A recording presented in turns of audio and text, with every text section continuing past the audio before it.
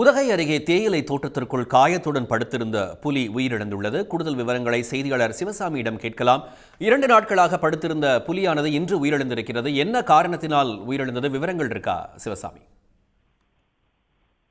இந்த புலி தற்போது இறந்திருக்கக்கூடிய இடம் என்பது உதகை அருகே இருக்கக்கூடிய போர்த்தியாடா பகுதி. இந்த பகுதியில் கடந்த 2 நாட்களுக்கு முன்பு அந்த புலி ஒன்று அந்த கைத்தலாறு அருகே இருக்கக்கூடிய போர்த்தியாடா பகுதியை ஒட்டிதான் இந்த புலி மிகவும் சோர்வுடன் நடக்க முடியாமல் நடந்து வந்துள்ளது.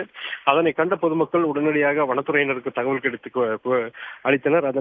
இந்த தகவலின் பேரில் அங்கு சென்று வனத்துறையினர் பார்த்தபோது புலி மிகவும் நடக்க முடியாமல் சோர்வுடன் இருந்தது முதற்கட்டமாக தெரிய வந்தது.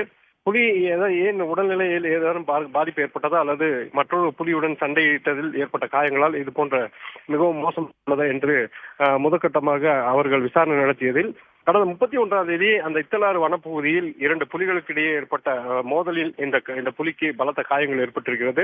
அதாவது இடது காலில் பலத்த காயங்களும் அதே போல கண் பார்வையும் இழந்திருக்கிறது. இதன் காரணமாக தான் அந்த பகுதியில் இருக்கக்கூடிய தேயிலை தோட்டத்தில் கடந்த 2 நாட்களாக அந்த புலி படுத்திருந்தது. அதனை 25க்கும் மேற்பட்ட வனத்துறை ஊழியர்கள் கண்காணித்த நிலையில் புலியின் அருகே செல்ல முடியாது என்பதனால் உடனடியாக ட்ரோன் கேமரா மூலம் தொடர்ந்து கண்காணித்து வந்தனர்.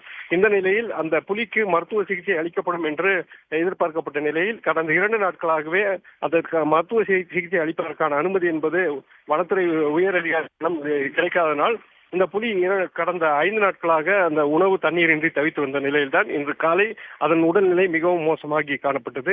இந்த நிலையில் சற்று நேரத்திற்கு முன்பு அந்த புலியை ட்ரோன் கேமரா மூலம் பார்த்தபோது புலி உடல் அசைவின்றி இருப்பதை பார்த்த வனத்துறையினர் சந்தேகத்தின் பேரில் அருகில் சென்று பார்த்தபோது புலி இறந்திருப்பது தற்போது உறுதி செய்யப்பட்டிருக்கிறது.